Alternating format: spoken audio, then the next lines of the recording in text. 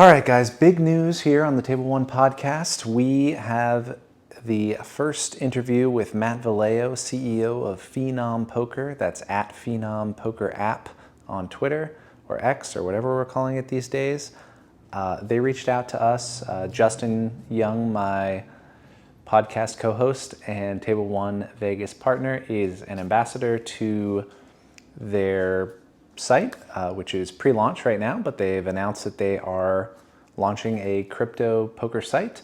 And they have asked us to interview their CEO here. And although they're sponsoring this specific podcast, I just want you guys to know it's not a puff piece. We're not taking it easy on them. We saw the community's questions.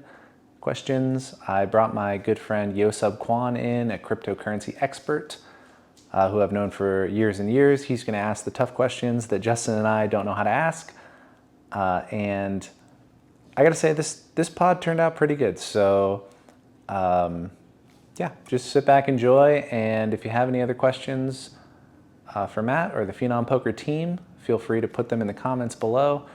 As always, subscribe, comment, like, click the little bell icon, and yeah, enjoy this interview with Matt Valeo, the founder of Phenom Poker. Me and my buddy, we making all of this money. Yeah, I know it's rude to be bragging. They never catching us slacking. Me and my buddy. What's up, guys? Welcome back to another episode of the Table One podcast. We have a very special, interesting episode today where I'm a little bit nervous myself, but because we have never done a video call type of episode before, but we have Matt Valeo from Phenom Poker on today, and he's going to tell us a number of things and about the company, about himself, about his background. Welcome, Matt. Thank you. Thanks for having me. Of course. And then we also have my good buddy from high school, Mr. Yosub Kwan. A number of technology company startups, including one exit that I know of in LaunchKey was his company. That he also CoinSetter, which was one of the first US-based Bitcoin exchanges, sold to Kraken. Okay, he's more successful twice as much than I remember. But welcome. Man, look at that gym too. Man, you must be ripped. Oh, shit. That's nice. It's good to keep your gym in your office. Yeah, that's where I keep mine. If by gym you mean bar, me too, buddy. Yeah. So cheers. Also here, Justin Young and Art Parmann, for those who might be the first time listening in, because it's a very unique subject for us anyway. Yeah, so let's dive right into it. Where did you come from? Where did you go? Where did you come from, Matt Valeo? Did you work? Yeah, so I have a pretty non-traditional background. Although it's nice to talk to poker people, because in the poker world, my background I think resonates with a lot of people. But in like the Silicon Valley world, like I tell people my background, and they're like, their jaws just hit the ground. Like, how is that possible?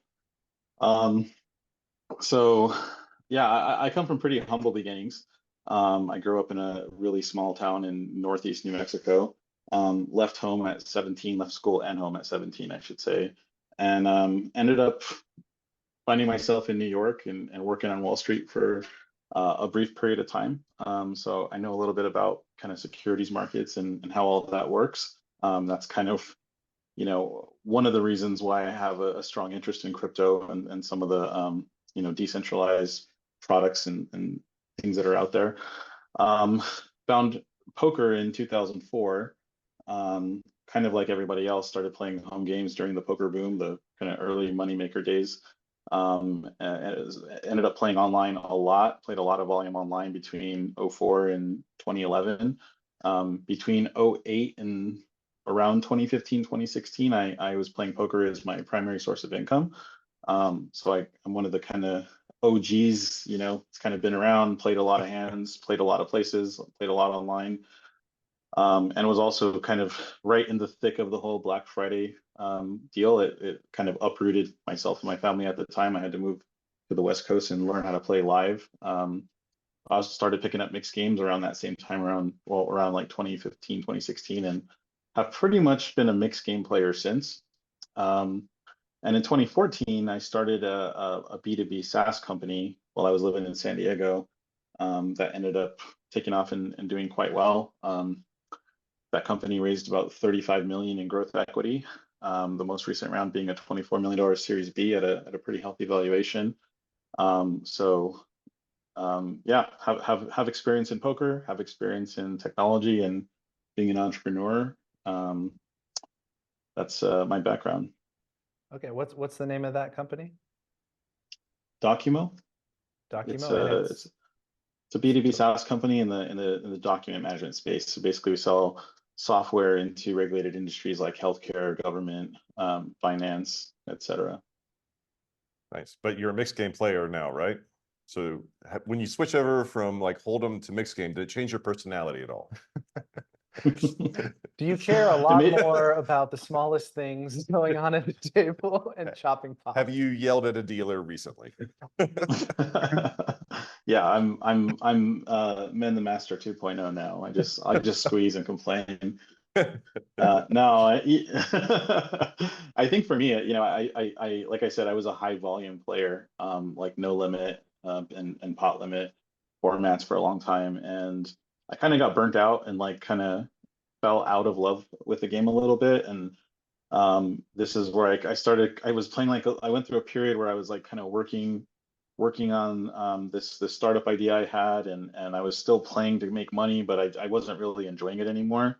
And I kind of fell into mixed games as just trying to just mix it up a little bit, like see if there's something else out there that could kind of keep me interested. And it did, like learning all the new variants. And the games also tend to be like smaller, like 6-handed, 6-7-handed. They tend to be a more friendlier. People talk more. It's not just like people buried in hoodies, like trying to be a solver against you. It's like people talking and drinking and kind of getting along. And so that I think that kind of reinvigorated my love for poker a little bit.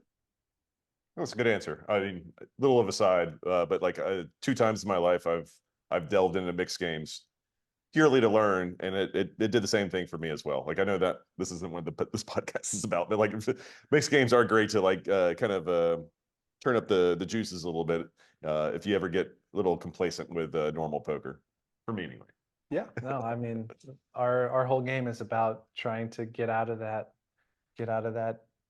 solver The rut mindset Yeah. and make it more Yeah. about entertainment pure and fun. winners. So, Yeah. so we get that 100%. So Well, you're there's no solvers for like I one of the games I play often is like the 8160 game over at Resorts World. And it's where I met a lot of the people that are working on this project actually. There's no solvers for those 30 circus variants, right? So like you couldn't do it if you wanted to, unless you're gonna like write a solver for Badesi, but good luck with that. yeah, we do a lot of double board bomb pots, and whoever the small blind is gets to choose the rules of the game. So Oh, that's awesome. definitely no It varies. solvers for It that. varies from like one full flop and just one card below. That's called Matt's little PP. We have like 2 full flops, but like the betting difference, it changes every time. It's Paul's big escalator, Dan's little escalator.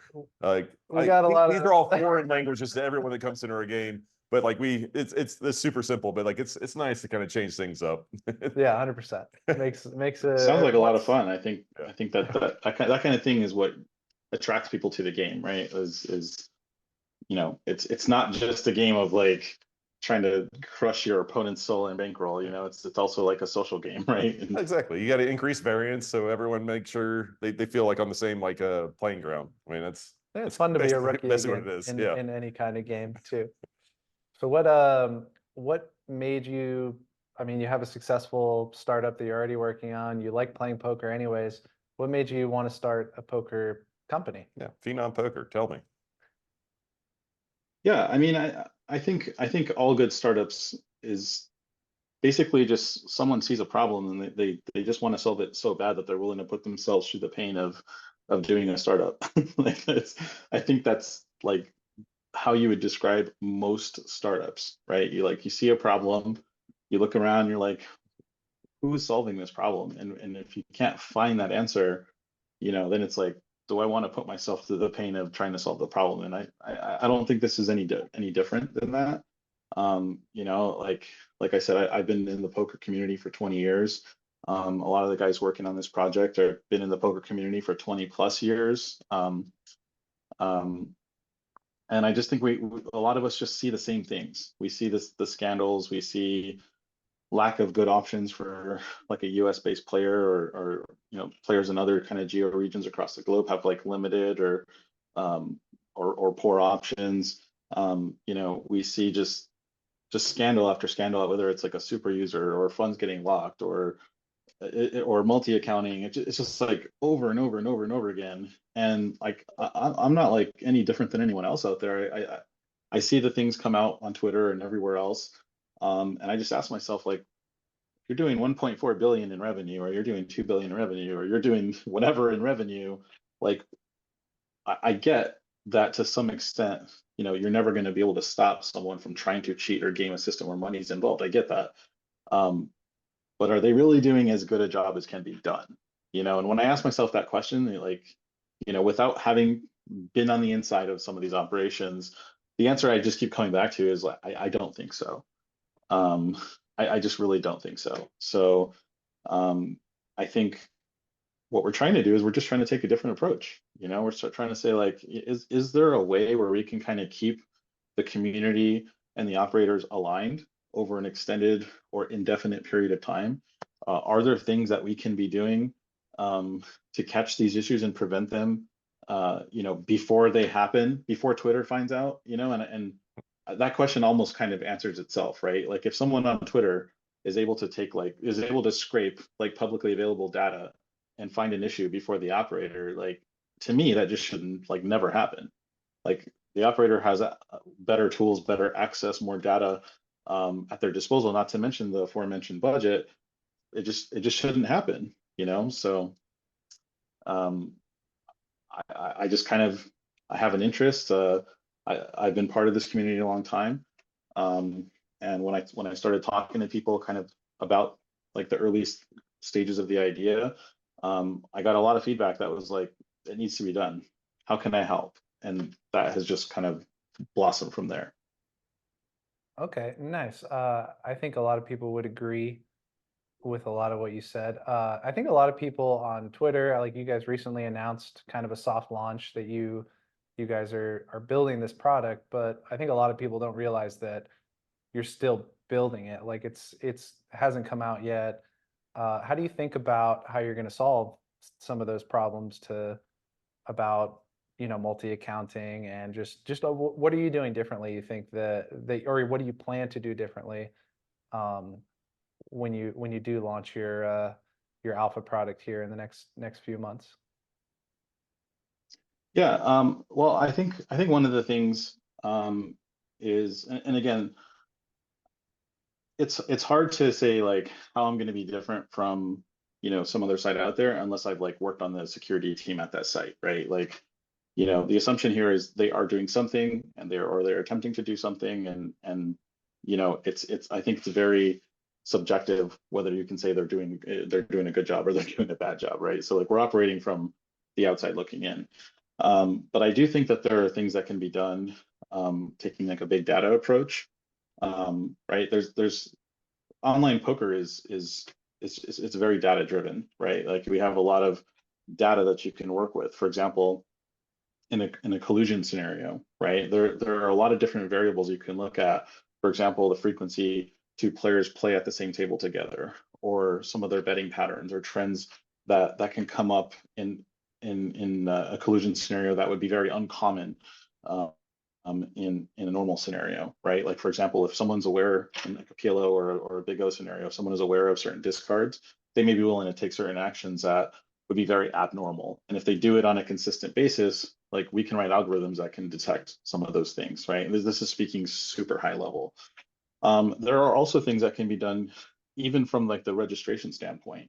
There are vendors out there, you know, startups and AI startups that are servicing sectors like the finance sector or Web3 sector, where they do a lot of things related, like in the KYC process, where they're looking for non-human behavior or anomalies in how people are creating accounts, or moving past the account creation process you know, how the person is interacting, right? Like, are they moving too fast, or are they doing things on a timer? Like, there's a lot of kind of underlying trends that you can look at with this type of data to detect like bot behavior. And again, I want to be very clear, like, I'm not on the inside over at this side or that side, right? And I don't know what technologies they're using or what approach they're using. All I can see is what the output is, right? From like a very far view. And I would venture to guess that they're not doing a lot of these things. And keep in mind, you know, I went through the account creation process for some of these sites recently. You know, I wanted to see like what I could get away with. How easy is it to create a bot? You know, how easy is it to sign up for an account? And just from that kind of high level view, the information that I'm working with is like, it wouldn't be all that difficult. And I think some of that has surfaced on Twitter recently, with some of these scandals. Is like, you know, so they put out a challenge, and so some of the responses to that challenge are like, okay, challenge accepted, and they're like, never mind, challenge canceled. You know, so you know, I don't want to throw anyone under the bus, and I certainly don't want to demean anyone that's, you know, trying to do a good job, but I just think there's a different approach that we can take, by hiring the right people, taking a certain approach, investing in the right vendors and technology that I believe will yield a good outcome for the community. I think that a lot of these poker sites probably do have pretty sophisticated mechanisms inside. You probably would want to source talent from some of the you know, those big sites, just to make sure that you're, you know, not trying to reinvent the wheel for a lot of things that you're trying to build. But I feel like the issue with a lot of the things that you're saying is, like, especially like, you know, the data approach. It's especially with the budgets that these big poker sites have. It's not a big deal to, you know, analyze and, you know, apply algorithms and detect, you know, anomalies that are happening, statistical anomalies, and find, you know, things that are worth investigating for cheating. It's probably more of an alignment issue. Like, what's the motivator for a site to actually go and spend the resources to do that?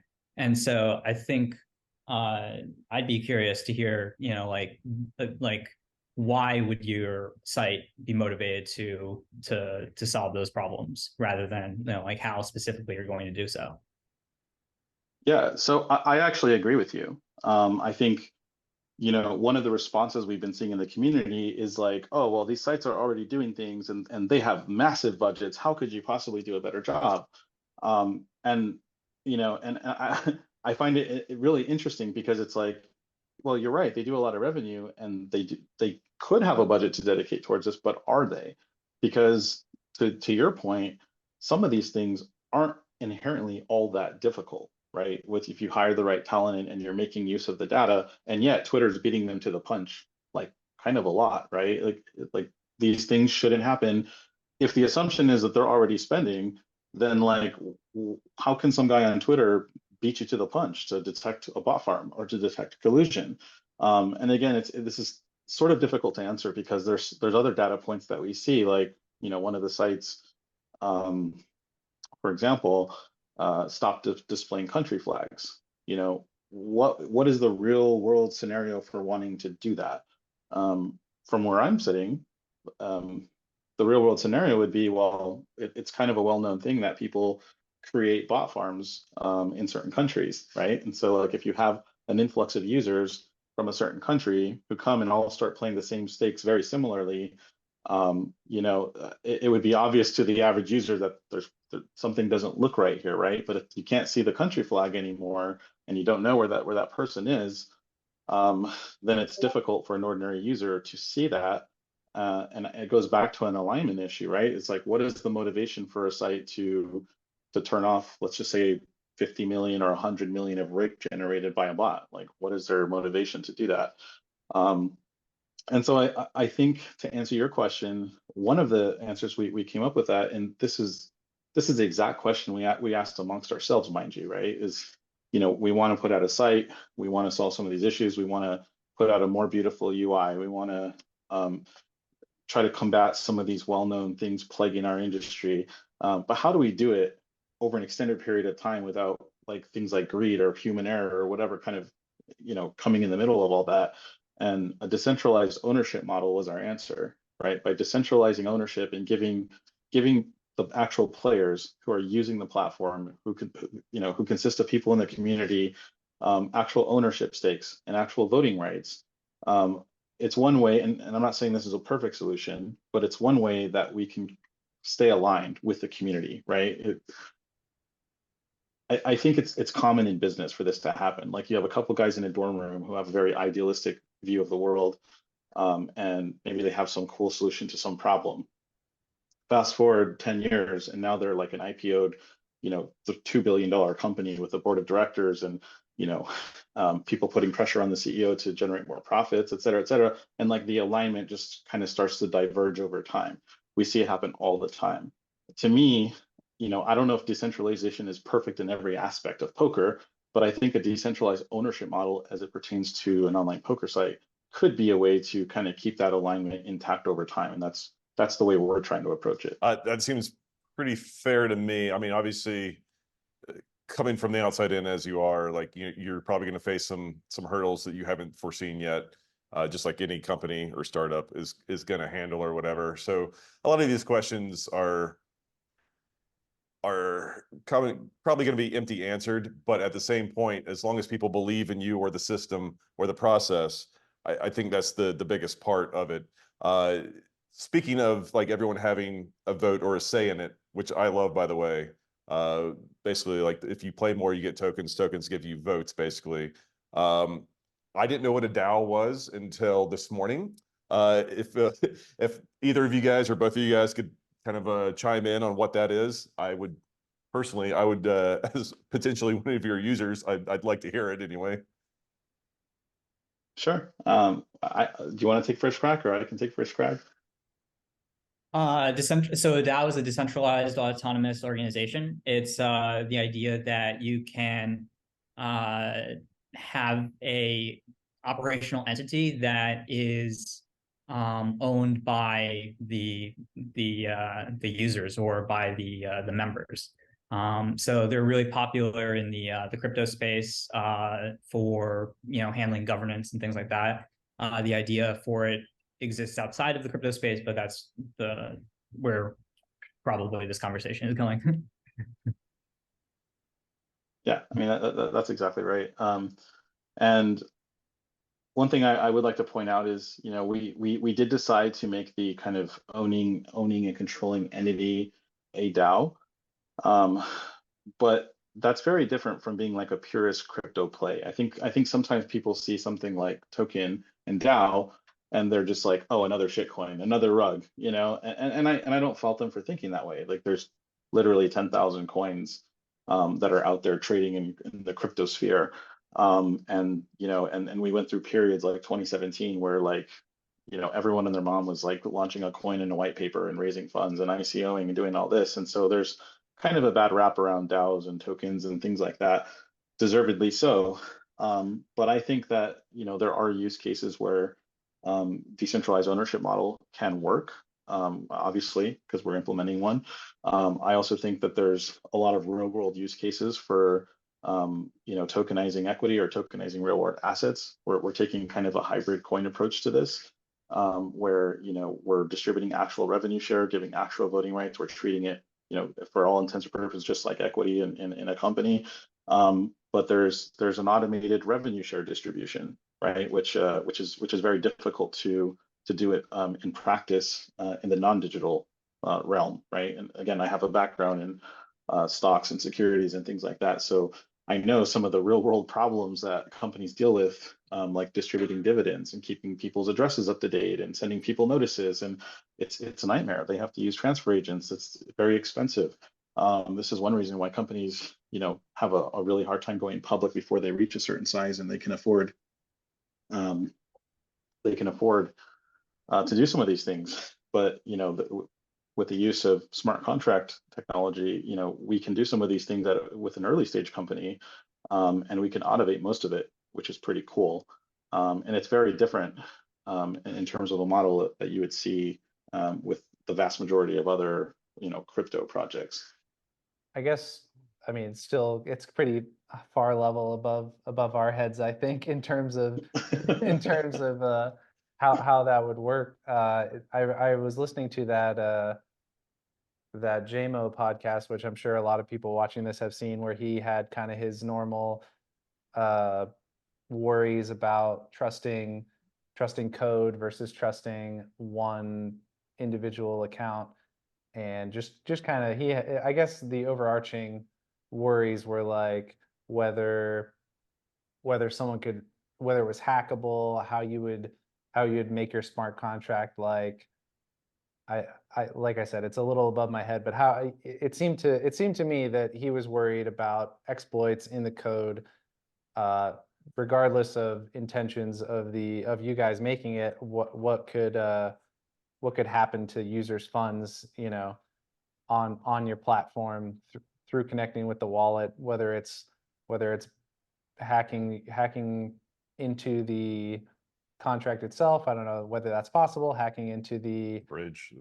the bridge. He said something about possibly there's some social engineering going on where you have a phishing attack on Phenom Poker. I mean, there's a lot of stuff that self ownership of funds, you can screw yourself. I know Justin himself has lost some crypto cashing out I was from another hacked. site where they hijacked his wallet and took his funds out too. So obviously it can happen to anyone. And I think personally, I think a lot of this is just like educating your user base on how to secure your own crypto. But how do you guys think about all of that basically in a nutshell? Sure. Well, first of all, I have a lot of respect for Jason. I think he's super intelligent, and I think he's a thought leader in the space for a reason. That being said, the segment that you're referring to, he took a tweet, where I had said something to the effect of, I said something to the effect of, would you rather trust an offshore company or publicly auditable smart contract with your money? And he kind of paraphrased that in a way where he made it seem like I was saying you should just trust any smart contract over any offshore company, which are two very different things. First of all, like not every company is created equal, right? Some offshore companies, and he alluded to this, like Binance, are huge companies with really large talented teams, that are trying to solve difficult problems. And like I would have nothing bad to say about one of those companies. And then there are other offshore companies that we've seen have been Ponzi schemes or have blown up even in the poker world. So obviously there's potential variance there across companies where they're not all created equal. And the same is true of smart contracts. Just because something is a smart contract doesn't mean it's inherently trustworthy, right? Like who coded that? Was it one or was it many devs? Has it been audited by a third party? Like the kind of risk that's at play there. Like you could have a large or extremely talented group of devs, write Solidity code that ends up becoming a publicly accessible smart contract, which might be very safe and very difficult, if not impossible, to exploit. So I don't think it's a question of like is it one or the other. It's more of a question of choice, right? I think Phenom Poker is not attempting to instantaneously replace all online poker options. We are attempting to be a different poker option, right? Like if you enjoy playing on one of the other available sites, I don't think they're going to just fold when we launch.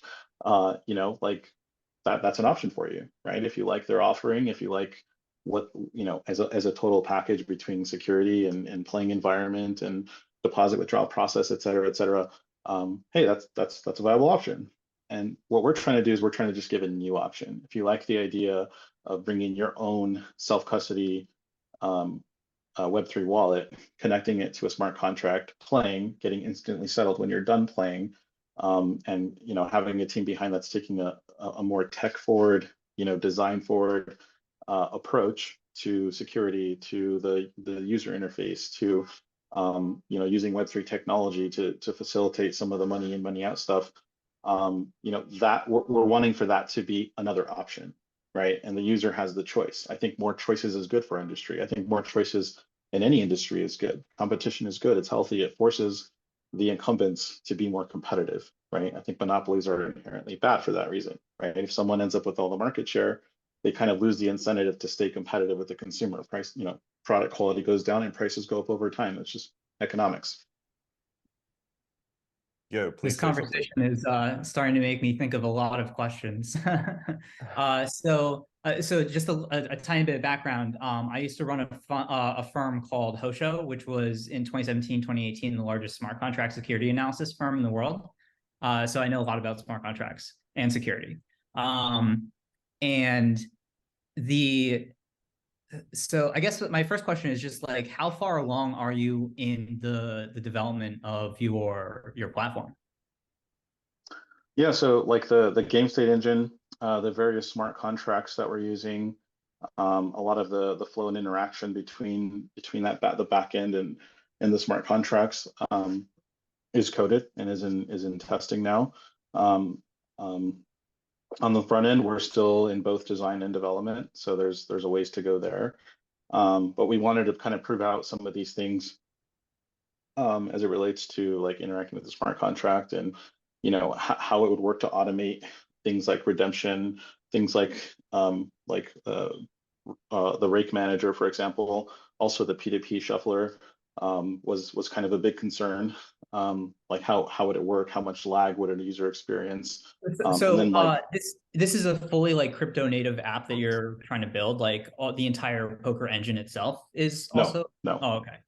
No. So it's basically it's largely off chain, and this is why I think it's important to clear up that we're not like a purist crypto play, right? Like we are first and foremost a poker site, and the crypto elements that we use, the Web3 elements, I should say, are mostly related to moving money, right? Most other components are off chain, right? And I think there could be a version of Phenom Poker in the future where it ends up all on chain. I think That's probably far in the future. It'd be very difficult to do that. I agree, and I think we've seen attempts in the past. I for one was very curious of one project that's been floated around. I really hate calling stuff out by name because I don't want to inadvertently throw people under the bus, but there was one project that has been that was floated around as something that I was very curious about several years ago when I saw it announced. But I was also from a technological perspective, how is that going to work? I can't even imagine how that could work to be fully on chain. And they never did go to market. So I guess that kind of answered that. But But you did mention that people are going to come to the site and they're going to play with. I assume they're going to deposit with crypto, and then you're going to settle them when they leave the table or leave your site. Yeah. So we don't take deposits in the traditional sense. Whereas like in a traditional sense, a deposit is like you send the site or some company money, they manage it on your behalf, and then then you have to request to get it back. I think that one of the core ideas here is you can connect a wallet, you can interact with the smart contract, the contract being the table, and when you're finished playing, that table contract basically settles you out instantly.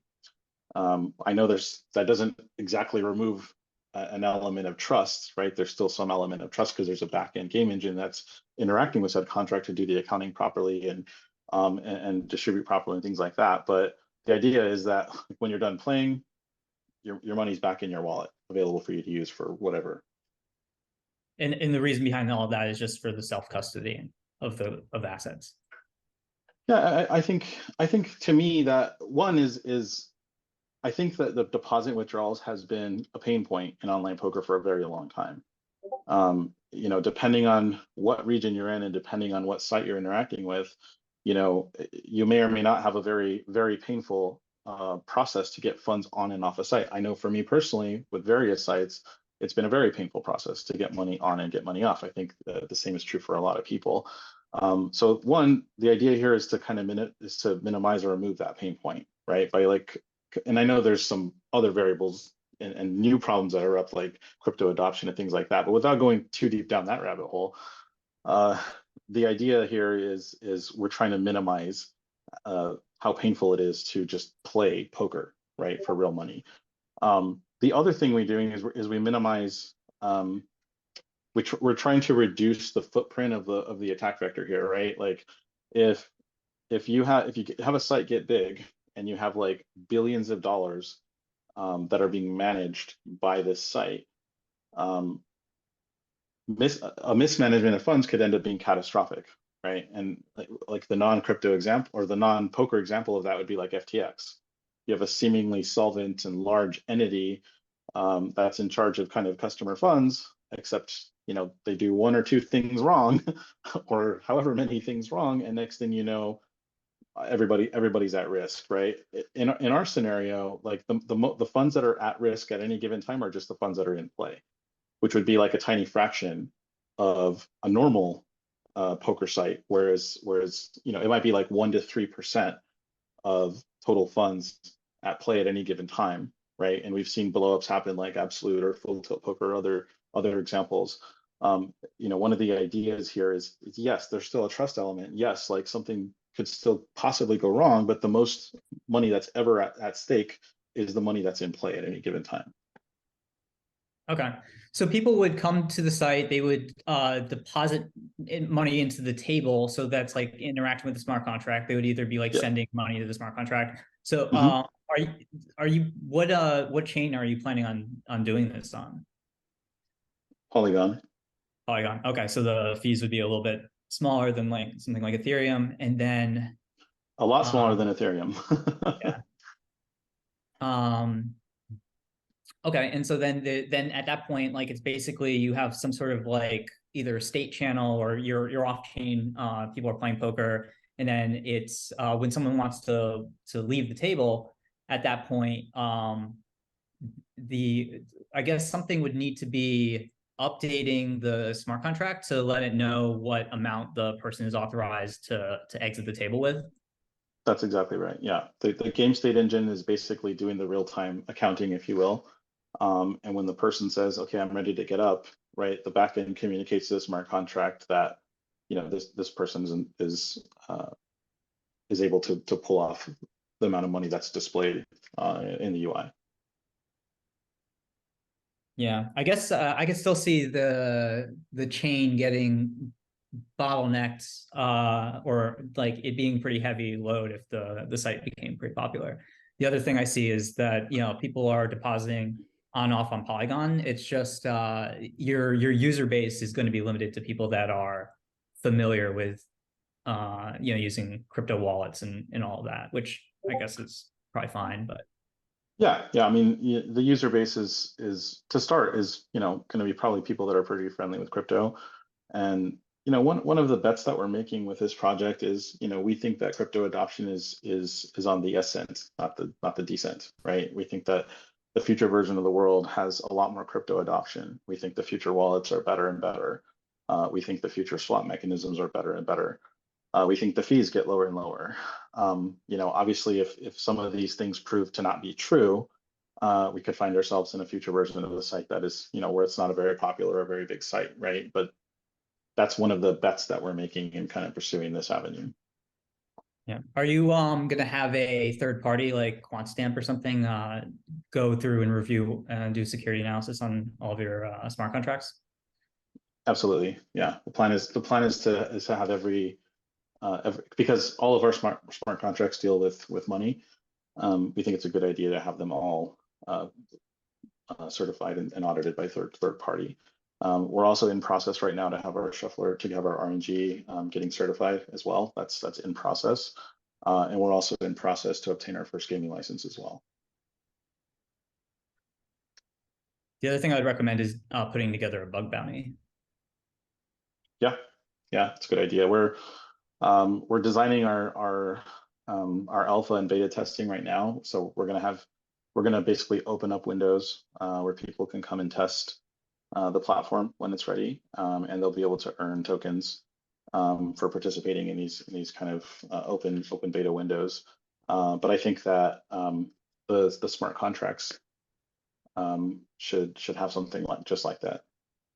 So the tokens, they sound like security tokens. If you're like you're an owner, you have vote, you have you have governance capabilities in the DAO. How do you how are you doing the dividends for the token holders? Is it like airdrops or something else? Basically,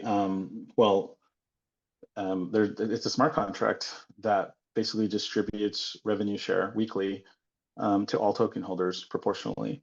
So 50% of the rake collected, of the net rake, I should say, collected by the site automatically gets distributed weekly to token holders. And that it gets distributed in USDT or an equivalent stable coin like USDC. And the other 50% is for like operational promotion, and whatever's left over sits in the treasury, which is owned by the DAO. Damn, yo, those are some good questions. I could not have asked any of those, but I do have one question that was asked repeatedly on the Twitter when I said that we were going to be doing this, and that was if you're doing this, connecting to crypto wallets and putting money on crypto wallets, you're going in, you're playing, and then you immediately get your funds back. If there is a cheating epidemic, if there is real-time assistance being used I don't know if guys are gonna have tournaments. I assume that you will. In these types of situations where like a big payout gets paid out, or just in any event, how do you prevent people from just like if they get caught cheating, they just make another account and they just continue to cheat on that account, or any number of similar scenarios? Yeah, sure. It's a pretty loaded question, right? Because there's a lot of things at play there. So I'll start with the last thing you said and work backwards. In terms of creating multiple accounts, this is an issue in other sites. I don't know why it's an issue, because if you do full KYC and you have someone's identity, right? You verified the person's identity, you know who they are from identity standpoint. Then they should, and if they're banned, then that identity should never be able to create another account, right? And yet on other sites, that has proven to not be the case. People have been able to create multiple accounts, and sometimes it seems like an unlimited number of accounts. It won't be the case with Phenom. If somebody is banned, then that identity is banned and won't be able to create new accounts. Also, it's in our terms of service that if a person is caught cheating, they give Phenom, and this is something, an idea that was floated by one of our ambassadors, actually, a big name ambassador, and we discussed it as a group.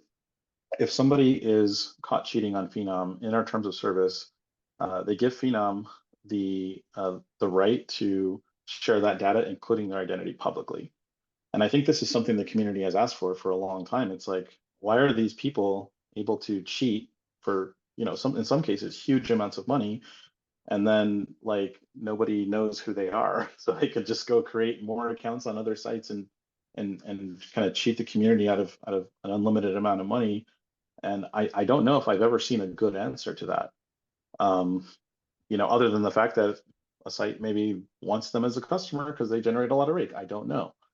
But that again won't be the case. I think that'll be a very big deterrent for a user who wants to cheat at Phenom, is to know that like your identity is very much linked to that account, and cheating and any form of cheating, whether it's collusion or RTA or anything really, if it's if it's considered cheating and it's clearly you exploiting someone else out of their money in an unfair way, to me, your identity should be made public. And I'm not alone in that regard. So in terms of there's the first part of what you asked, I understand the concern, right? The concern is if we don't have people's money on deposit and somebody wins a bunch of money cheating, because we don't have it on deposit, we can't punish them by freezing their account, right? That's kind of the argument. And there's not a perfect solution here, right? We're electing to go a different direction from the traditional deposit withdrawal methodology, right? I'm of the belief that when people are cheating on other sites, they often aren't caught for long periods of time. Therefore, giving them plenty of time to pull the bulk of that money off of those sites anyway. I think what we've seen is when Twitter, oftentimes it takes someone on Twitter to point out to the site like, hey man, this guy's clearly cheating. And then only then does the site launch some kind of investigation and say like, oh yes, we found them to be cheating and we've frozen their account. Well, if they cheated let's say the community out of $200,000 and there's, 15K sitting in their account, like, is that really that big of a deterrent? And have the sites traditionally come out of pocket to make up the difference? I think the answer to both is no. Historically speaking, that has not been the case. All funds were not recovered. All funds were not distributed to people cheated. In most cases, the site only does something when Twitter surfaces it, which is also in most cases well after the thing started. And so we think our approach is to take a more preventative approach, right? Instead of being reactive, we want to be proactive. We want to stop these things before they happen or as they're happening. And it is true that we won't be able to freeze their accounts, but we think that the net result of our approach, as well as the deterrence, will result in less money lost overall. Now, obviously, I can't prove that until we launch and we have more data to support that, but that is what we believe to be true. Okay, let me ask a real dumb question real quick, and then I'll let someone smart chime in. For those who don't know, old people, me, whatever, what's a KYC and why is that important? KYC jelly. KFC is all I thought about there. Yeah, KYC just stands for Know Your Customer, and it's basically an acronym used whenever there's usually when a regulatory body is demanding that a certain company type knows who their customer is. Like, for example, all banks must know who their customers are, right? And pretty much anyone dealing with money transmitters, so on and so forth, they have to perform certain steps to like, for example, verifying someone's identity or verifying someone's address. And the rules change depending on jurisdiction and depending on regulatory body. But in general, KYC just means you are doing some type of identity check. So there's a real person on the other side. Whereas in kind of the non-KYC areas, you can just sign up with like an email and a password and have an account somewhere. That would be like no KYC. So assuming I got caught cheating, I couldn't just say, oh, I'm John Smith, make up a new Gmail account, send you the thing, and I just get an account again, right? Like, you have to verify I'm That's actually correct. John Like, Smith. Okay. When you create an account at Phenom, you'll have to go through a series of steps that are aimed at you proving and verifying your identity, like with a selfie holding your ID, verifying your document is actually legit against a database, a government database somewhere, and even possibly doing like an address verification to determine what jurisdiction you live in and call home. So you'll have to do those things, and so you're an actual in the forward-facing view of you, you're a screen name, right? But on the back end, you're a person. And we know who you are. And so that if you did something like cheating or colluding or whatever, and you got caught, you wouldn't be able to just pop back up the next day with a different email address and create another account. It would not be possible. Yeah, although the KYC industry right now is in a bit of a panic because generative AI is getting better and better, and there's already cases where you can use tools readily available to trick those KYC checkers. Oh, well, don't tell everybody. I'm curious more about the token. Is it going to give players like in perpetuity tokens that are playing on the platform, or is it over a period of time, or how does that work? Yeah, so the model is designed to be in perpetuity. The distribution model is such that so it's a little bit different, right? Like we are not trying to create a secondary market for the token. So we won't be listing it on any exchanges. We won't be supplying liquidity on any dexes or anything like that. The token holder can have voting rights and collect a revenue share in perpetuity. And they can also redeem the token, which is effectively selling the token back to the site in exchange for stablecoin at a pre-formulated price that's a derivative of revenue. So, if site revenue grows, the token price grows. If site revenue declines, the token price declines in proportion. But the holder can always swap for stablecoin, even instantly. If for example, you received your rewards weekly of tokens, and you said like, I don't want to hold and collect revenue share, you could just swap them for stablecoin immediately. And that kind of I mean keeps that a, you'll always have a bank, I guess, in a smart contract that is funded to be able to issue those payouts if people want to collect. that's correct. Yeah. And that's basically the treasury. The treasury funds the redemption contract, which is the smart contract that people use to swap for stable coin. But the token itself is an ERC20, right? It is, yeah. So That means people um, could put it up on liquidity markets unless you like disable the transfer function or something. they could. You know, we're not advocating or supporting or suggesting anybody do that. It sounds like since it's dividends and stuff, it would be treated more like a security token. And if that's the case, I mean, you might want to consider disabling the transfer function or making it whitelisted so they can only do it with the site and the treasury. We've definitely thought about it. So, you know, the one thing, the one question that comes up in regards to that is like, should players be able to swap amongst each other? Right? Like if you have some Phenom tokens and somebody's like, oh, I wasn't able to play, but I really want to get some Phenom tokens, like you could transfer them to your buddy, right? Or whatever. You know, like that is the one kind of concern of turning that part of it off. But obviously you have the other side of it, which is like, well, somebody could just go and create a liquidity pool on some obscure DEX and create a market for it. I don't know what the advantage would be of having price discovery there, because again, I guess it would be like almost to create a betting market, but you know, the site itself won't be supplying any liquidity or facilitating any secondary market transactions. So from a legality standpoint, you know, we're trying to stay away from all that, but it is up for discussion whether we should just kind of turn transfers off. And it might be something that we pull the community on. Is it going to be permanently set that 50% of the revenue or the rate gets paid out as to the token holders, or is that something like the DAO is going to be able to vote on and it be manipulated over time?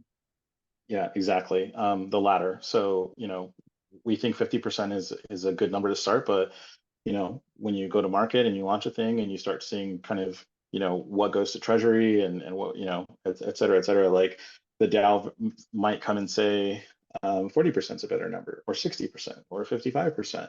And if, you know, and if they push something like that through. I would think initially you would want the number to be very low because you would want the more and more of the assets to be for operational expenses, like getting, you know, a startup going, like, you know. Yeah, well, it's designed that way. So the way that it works is we will mint all the community tokens on the token generation event, but the tokens, the community tokens sit in the treasury. So like in the early stages, you have like almost no tokens distributed, right?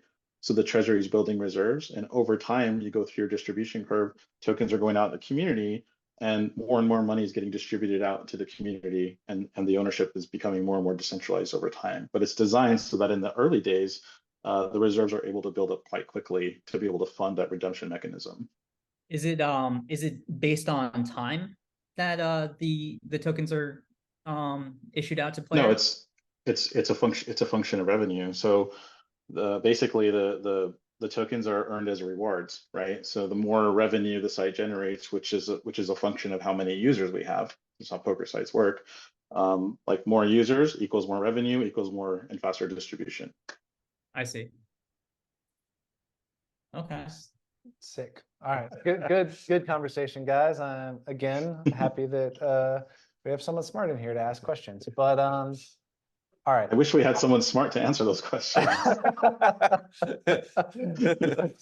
Well, here's a question you probably can't answer, and this is not really related to crypto itself. It's related to the way that you're growing this platform. Obviously, Justin is an ambassador of Phenom Poker.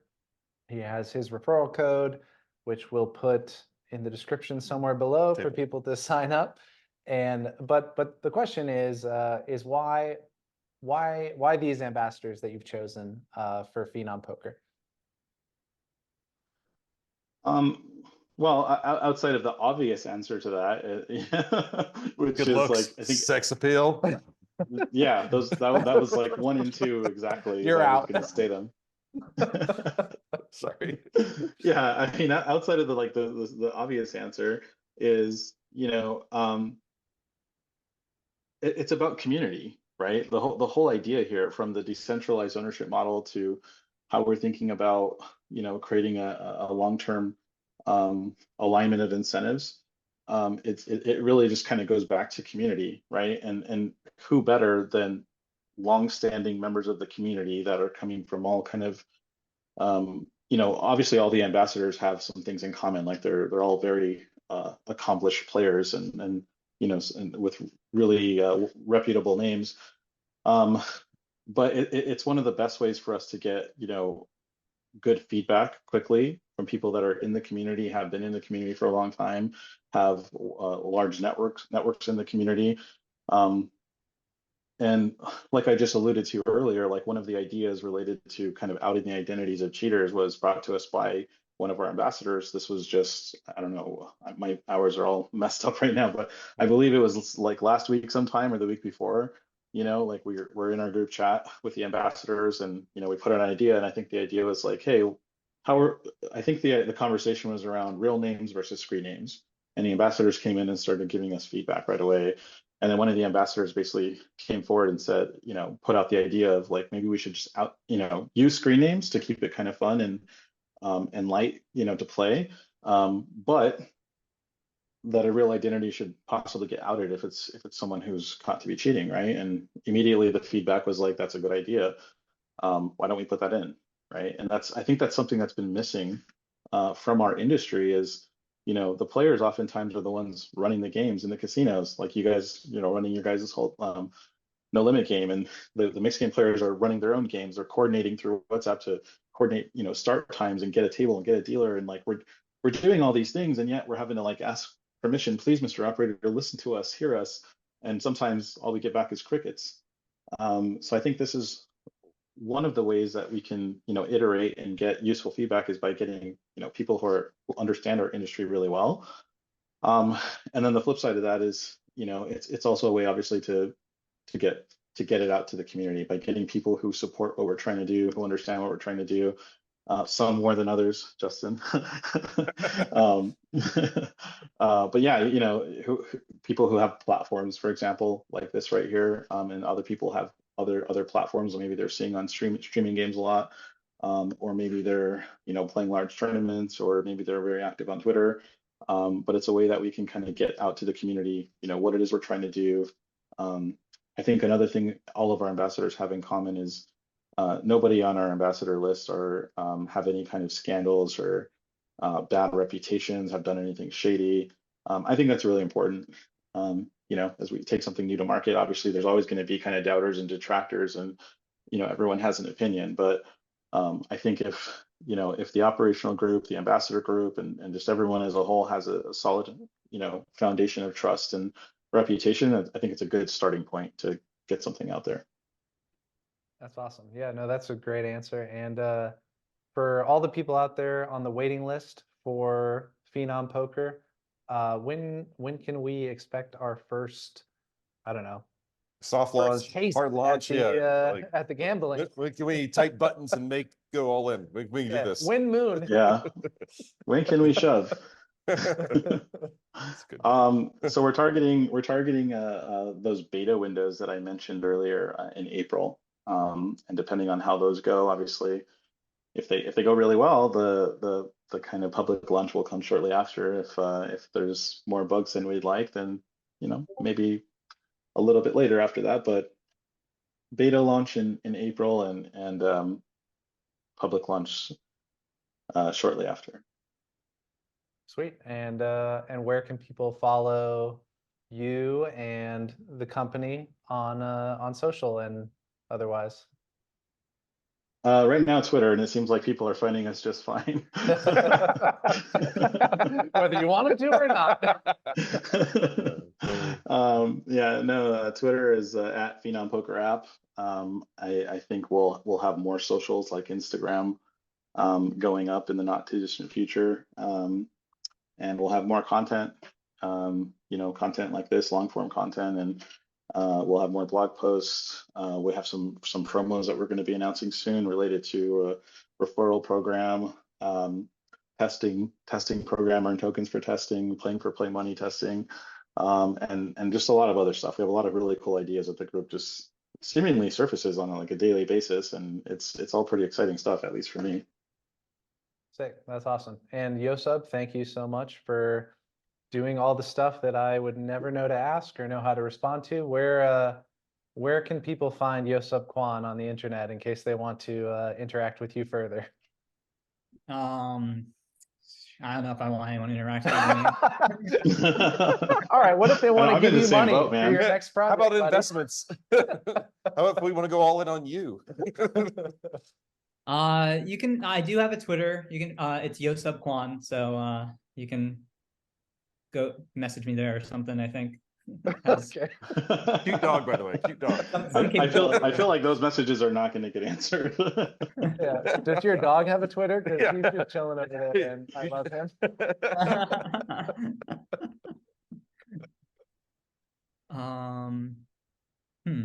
Dog Sub Kwan. Just Twitter at Yosub Kwan. Okay. Fair enough. Is there any other pressing questions that you want to get kind of out there? Just kind of last minute. No, I mean, I think I have a pretty broad sense of the concept. I mean, like I won't lie, I'm like very skeptical of like any new type of like poker platform that comes out. But when there's like something more material, like the smart contracts are published or something else, like I'd be interested to take a look at it and see how it all functions. And maybe we can recreate this this conversation in like 6 months or something like that, and I think it might be a beneficiary for everybody. Yeah, absolutely. Sweet. All right, thanks guys. This was awesome. I think that's it. We'll see you guys next time. Yep. All right, Table One Podcast, Phenom Poker. Yo, appreciate everybody. Have a good one. Me and my buddy, we making all of this money. Yeah, I know it's rude to be bragging. They never catching us slacking. Me and my buddy, we working hard for this money.